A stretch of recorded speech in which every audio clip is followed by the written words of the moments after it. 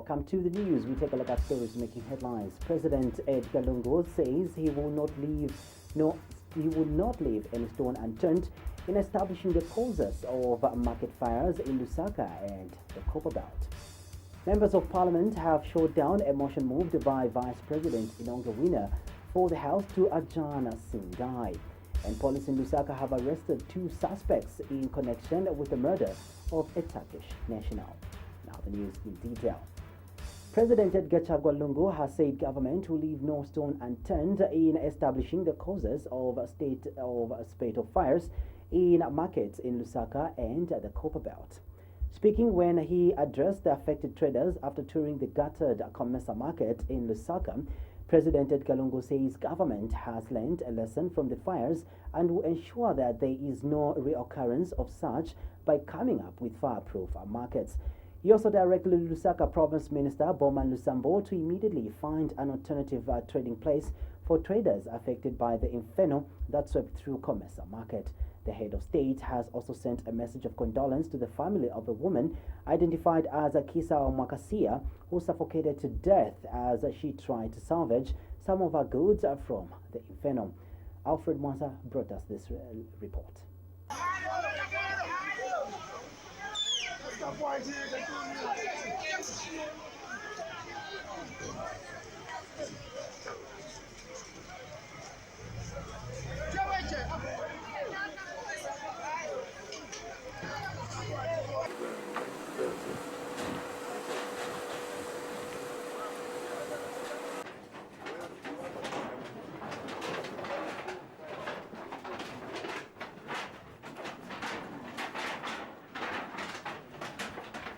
Behind me are what used to be shops right here at Comesa Market. A fire swept through yesterday night and damaged a lot of property, and traders right here who could manage to retrieve some of their property are concerned.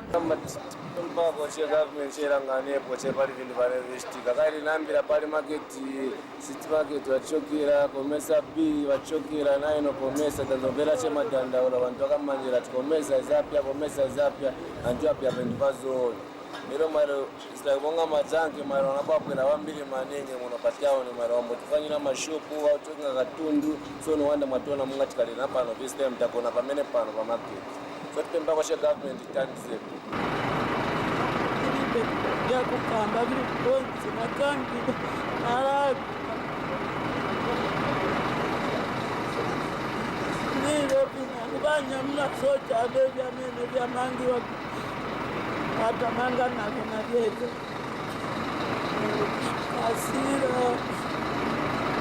Comesa Market was covered in fumes in the early hours today as firefighters were on top of their game, trying to completely quench the fire, which has left many Lusaka residents whose livelihood depended on the merchandise, which has now been turned into ashes.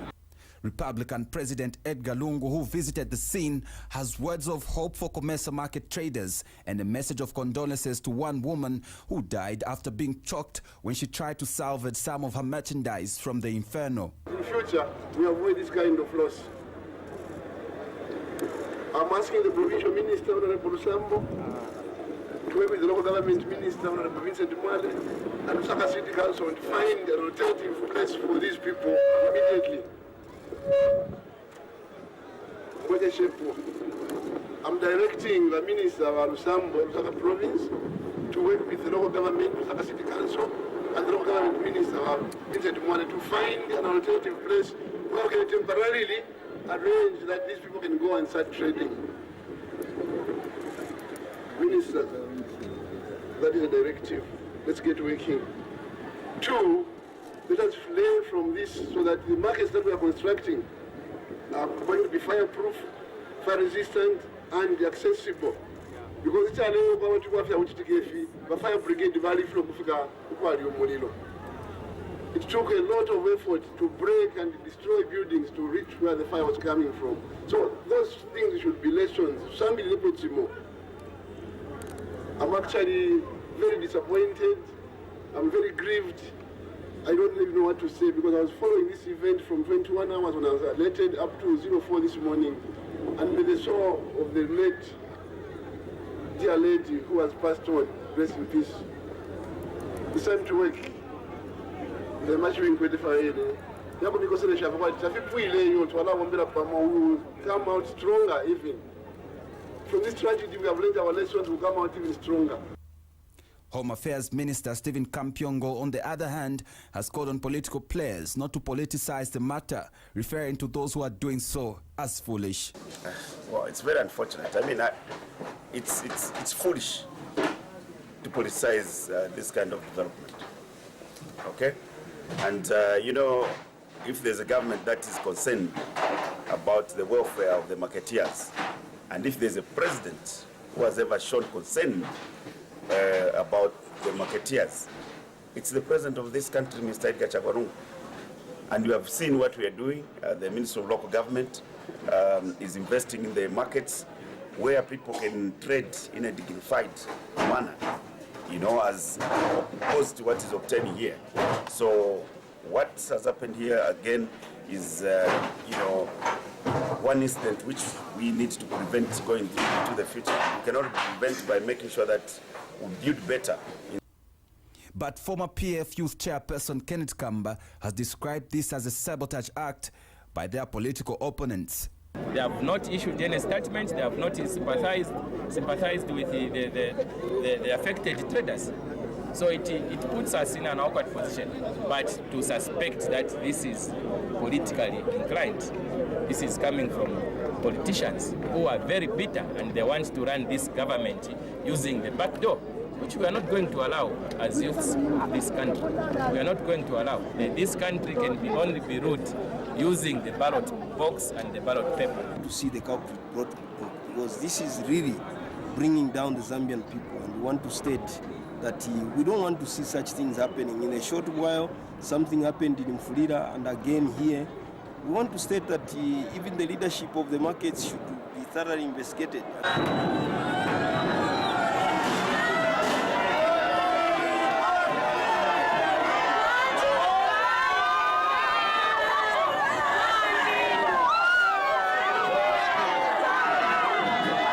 They watched in disbelief. What was their daily source of survival has now been turned into ashes as they pondered on their next move. For QTV News, I'm Alfred Mwansa.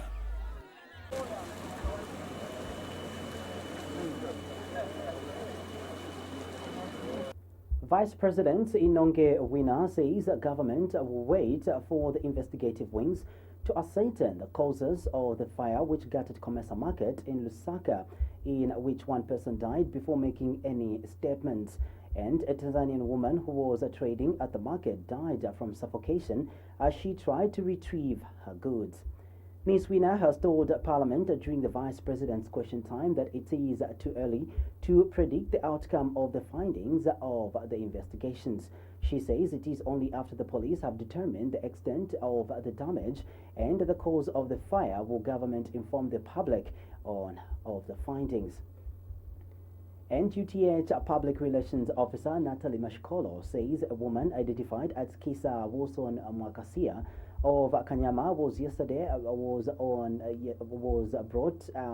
was brought at about 23 hours in dead after suffering severe burns from the inferno at Comesa. Ms. Mashkolo says that the body of the deceased is lying in the UTH mortuary and has been identified by her relatives. Millions of goods of Kwacha were destroyed in the fire that swept through Comesa Market, which is a trading place for mostly cross-border traders. The fire whose cause is not yet known is believed to have started around 20 hours. Fire engines from the Lusaka City Council, Zambia Airports Corporation, and Zambia Air Force struggled late in the night to put out the fire. The fire at Comesa Market followed another fire that gutted Muteko Market in Moforila on Wednesday. Last year, on July 5th, 2017, Lusaka City Market was gutted in France. The Southern Africa Cross-Border Traders Association says that the fire incident at Comesa Market that destroyed goods worth millions of kwacha should be an eye-opener to cross-border traders on the need to ensure their goods. Association Secretary General Jacob Makambwe says his association has time and again engaged cross-border traders on the need to ensure their goods in case of calamity that can lead to loss of lives and goods. Mr. Makambwe is hopeful that insurance companies where the traders have policies will be able to attend to their claims in the quickest possible time. He has further called on the government to find alternative trading spaces for the affected cross-border traders. Mr. Makambwe says his association is working closely with government and investigative wings to ascertain the cause and the extent of the damage the fire has caused. He has disclosed that most of the affected traders are members of his association who are mostly from the DRC and Tanzania. Meanwhile, United Prosperous and Peaceful Zambia UPPZ President Charles Chanda is saddened by the loss of goods and property in the fire that swept through Comesa Market in Lusaka. Mr. Chanda says he could not help but shed tears looking at the effects of the inferno on the traders. He has since called on the government to quickly come to the aid of the victims. He says it is not normal that the occurrence of fires has become a trend in the capital city. Mr. Chanda has since urged the police to establish the cause of the fire. And a Third Liberation Movement President Enoch Tonga says the government should compensate the traders who have lost their goods in the fire that gutted Comesa Market to enable them get on their feet. Members of Parliament rejected the motion moved by Vice President Inongewina for the House to adjourn Sindai upon completion of all business on the order paper and all matters arising from there. Mazapuka Member of Parliament Garin Kombo opposed the motion, suggesting that the House should instead proceed with business and adjourn on Tuesday. In his debate, Mr. Kombo argued that one of the documents on the order paper was bulky to be considered today, especially that it was only made available to members shortly. He contended that if members were to debate the 234 pages document which they had not yet read, it may have to take them until 03 hours to complete the business. It was at this point that the Speaker of the House, Patrick Matibini, put the question to the members of Parliament, with those against the adjournment being in the majority. And Standing Order 100 be suspended to enable the House to complete all business on the order paper and all matters arising therefrom, and that on such condition the House may adjourn sine die. The question is that Standing Orders 21 and 22, if necessary, Standing Order 100 is suspended to enable the House to complete all business on the order paper, and that all matters arising therefrom, and on such completion, the House will adjourn sine die. Any debate, Honourable Vice President? This meeting of the House started on Tuesday, 12 June 2018, and as of today, the House has been sitting for a total of 19 days. Sir, the heart of the matter in this debate is that we from this side are saying no to sustaining the Standing Order 20, 21, and 100 in order for us to run through this very important business in 2 hours. I think Police in Lusaka have arrested 2 suspects in connection with the murder of a Turkish national identified as Iyan Aslan, which occurred in Chilanga district recently. Police spokesperson Esther Katongo has identified the suspects as Moses Mwene, aged 34, of Ngombe Compound, and MT Siamtuma, aged 27, of Linda Compound. Ms. Katongo says police have also recovered a pistol with 2 rounds of ammunition suspected to have been used in the act by the suspects. She says that the suspects have since been charged with 1 count of murder and 3 counts of aggravated robbery involving cash amounting to 13,000 kwacha. Ms. Katongo says that the suspects are currently detained in police custody and will appear in court soon. Police officers in Lusaka have arrested 2 suspects in connection with the murder of a Turkish national who was murdered in Chilanga recently. They have also recovered a pistol with 2 rounds of ammunition suspected to have been used in the act by the suspects. The suspects have been charged with 1 count of murder and 3 counts of aggravated robbery involving cash amounting to 13,000 kwacha. They are currently detained in police custody and will appear in court soon. Police officers. The Independent Churches of Zambia ICOZ Board Chairperson Bishop David Masupa says it is wrong and naive for President Edgar Lungu to assume that there is no political violence in Zambia when some ruling party cadres are the ones who are beating up people in full view of the Zambia police. And Bishop Masupa has equally condemned sentiments of panga for panga from the leadership of the opposition UPND. Bishop Masupa has told Q News in an interview that he has witnessed both the Patriotic Front and UPND cadres perpetrate violence.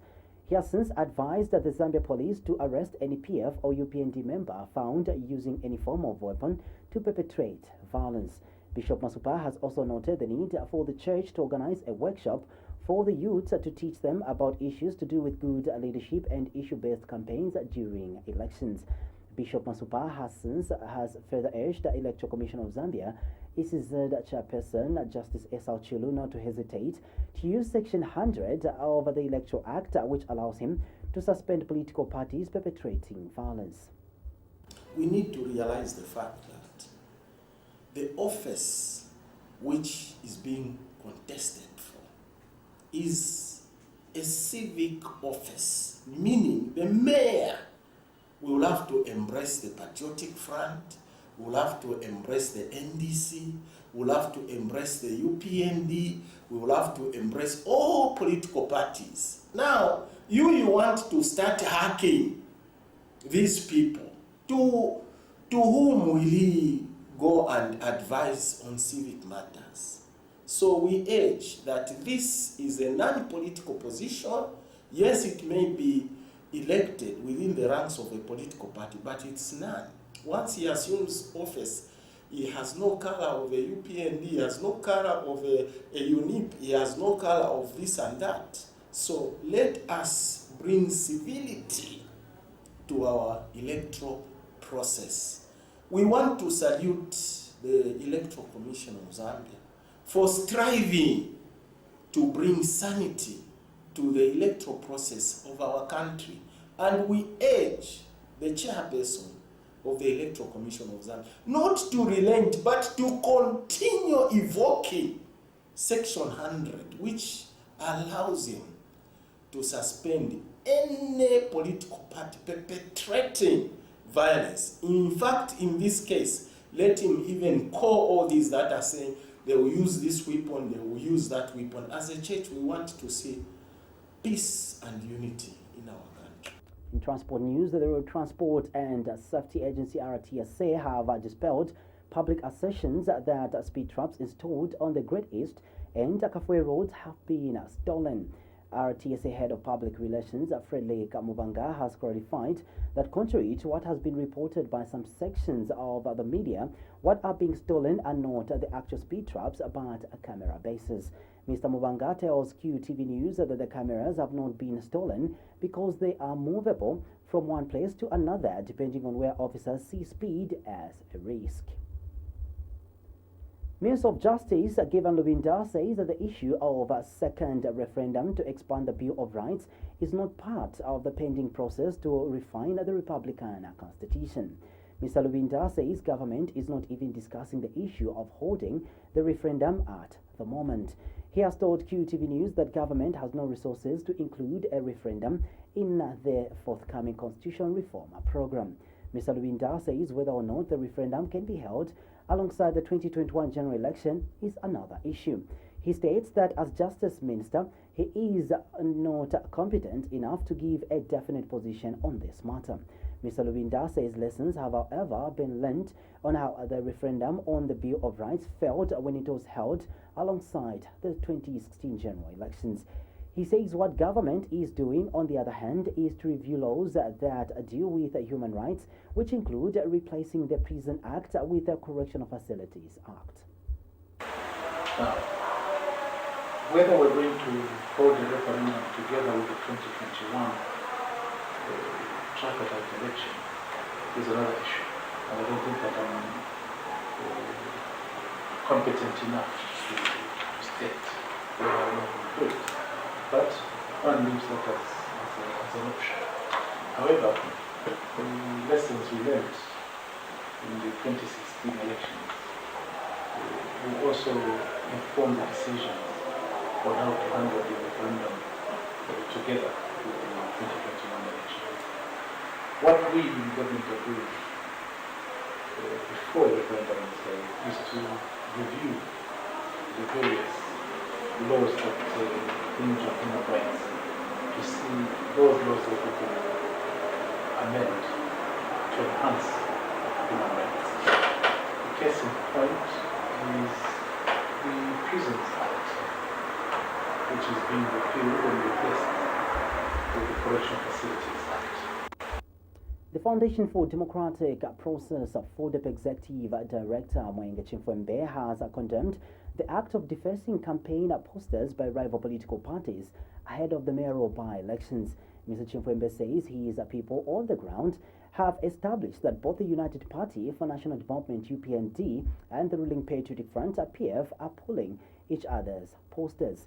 He has told Q News that it is important that the two political parties are to abide by rules and regulations governing the conduct of elections. Mr. Chimfwembe has reminded political parties that pulling down or defacing campaign posters is a violation of the electoral law, which can lead to the suspension of a political party from contesting in an election.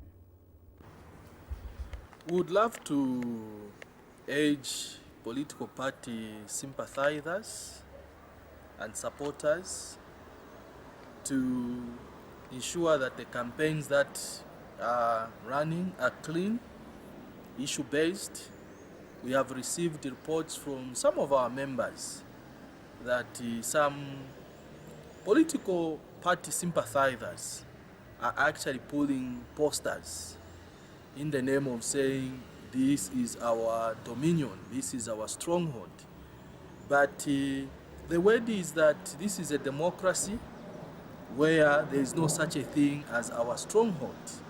The Constitution actually gives political parties the rights to canvass for votes in any part of the country.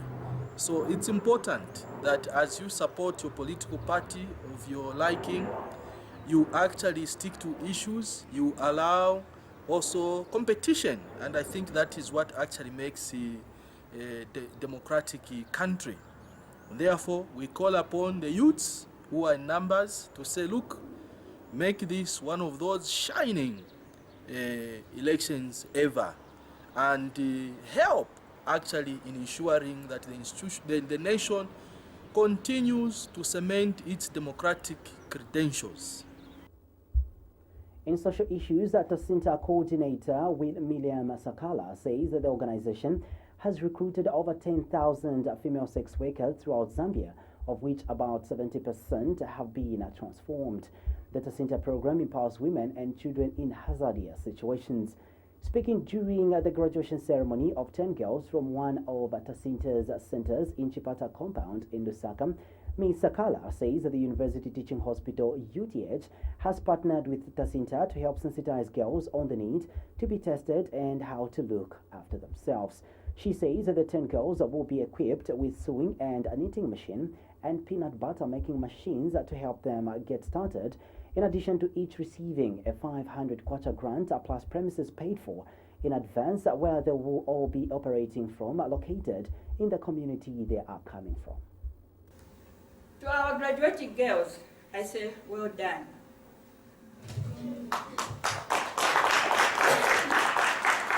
You have kept the fort. The road has not been easy, but you kept on with a fighting spirit. And to that, I personally say, well done and God bless you.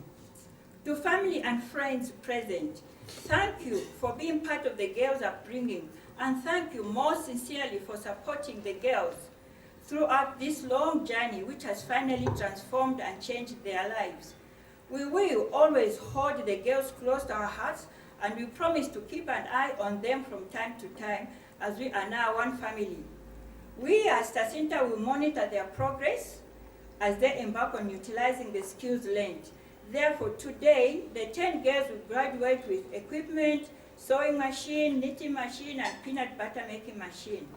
To help them get started, and each one will also receive a grant of 500 kwacha, plus premises paid for by Tacinta in advance, where they will all be operating from, which is located in the community they are coming from.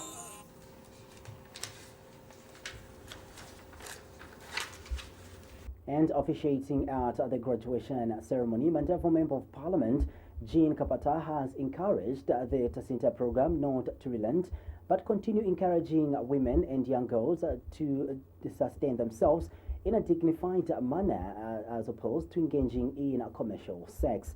Ms. Kapata says commercial sex comes with its own dangers such as contraction of STIs, HIV and AIDS, unwanted pregnancies and many other diseases. Ms. Kapata, who is also Lands Minister, has also urged the Tacinta program to also create awareness among policy makers, youth leaders, teachers and the general public about the situation and needs of women and children engaged in prostitution and its dangers. It is not easy to work with the girls who are stigmatized by community because sex workers are highly discriminated and stigmatized by the society. But Tacinta has chosen to embrace them because we all make mistakes in lives and deserve a second chance.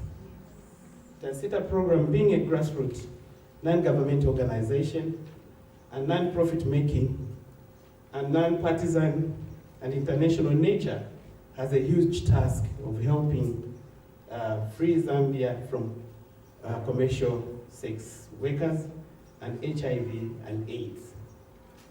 Address issues of children and women's vulnerability, especially those in sex work, for the good of the society. I'm pleased to learn that the program provides the life-saving professional skills depending on the individual's level of education, child welfare, and many others to mention but a few. I'm also delighted to learn that the program strongly believes in strategies that promote rehabilitation, recovery, restoration of victims of prostitution, as well as prevention mechanism. Its objectives may, among many others, of providing life-saving and professional skills and develop income-generating activities for women and children in prostitution to replace their quick sex income is commendable. And Tacinta Board chairperson Professor Nkanti Luo has assured the graduates that her organization will monitor their progress as they embark on utilizing the skills they have acquired. We have been running Tacinta with our donor support because most of the people to whom we wrote proposals told us that the only way they could support Tacinta is if we promoted safe sex, ensured that the girls had condoms, and that sex work is work. But we were lucky to have been supported by two important organizations that I would like to recognize, that is HIVOS and the Norwegian government.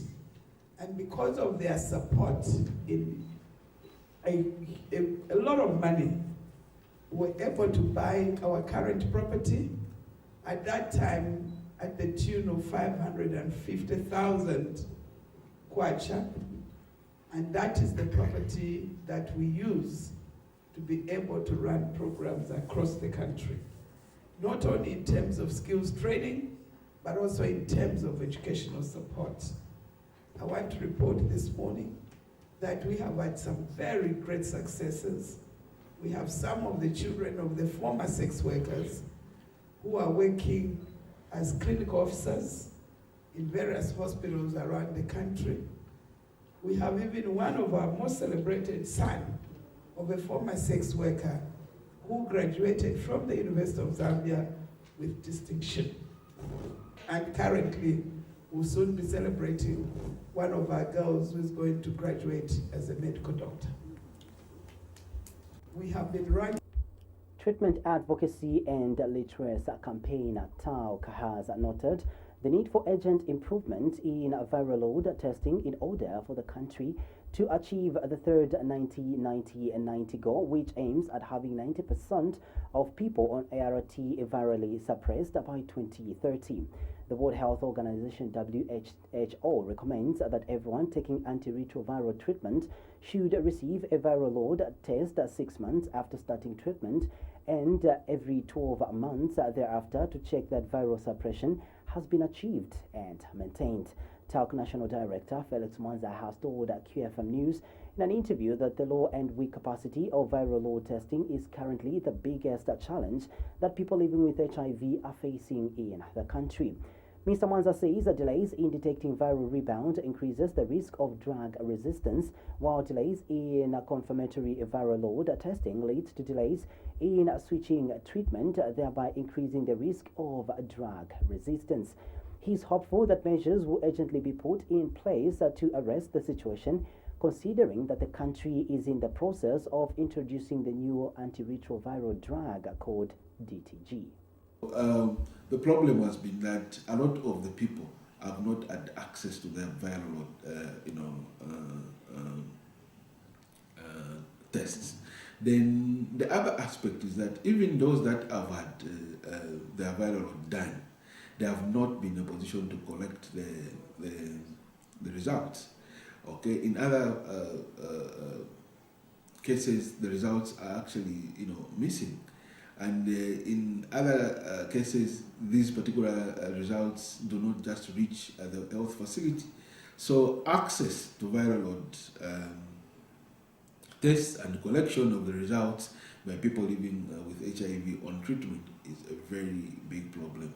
Though we know that there are interventions in place that have been put in place to mitigate this particular problem, and we hope that this shall be resolved within the shortest possible time, so that people will be in a position to collect, to do their viral load test as well as to collect their results, so that they can know how they are faring on their respective treatment.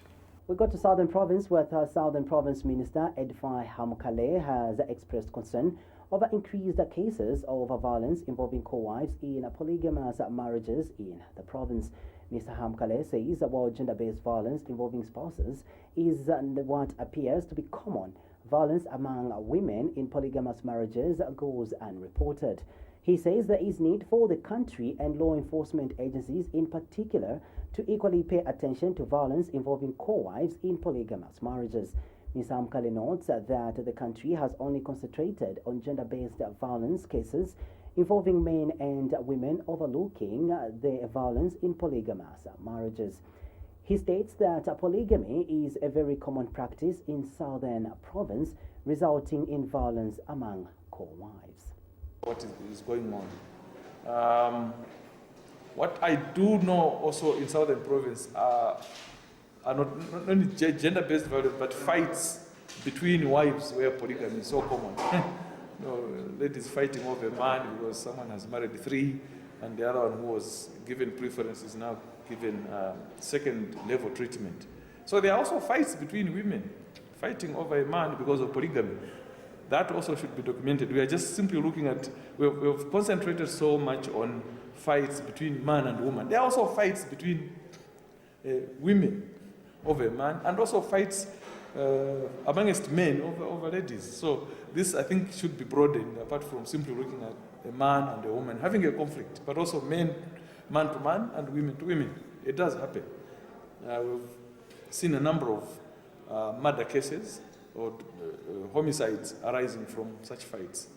Yeah, so to restrict it to the fight between man and woman is really to narrow it down to something that does not represent. On that note, we end the news. For these and many other stories, you can visit our website, qfmzambia.com. But before we go, a recap of stories making headlines.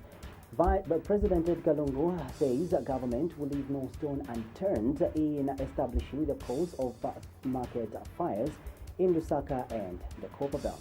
Members of Parliament have shot down a motion moved by Vice President Inongewina for the House to adjourn Sindai. And the police in Lusaka have arrested 2 suspects in connection with the murder of a Turkish national.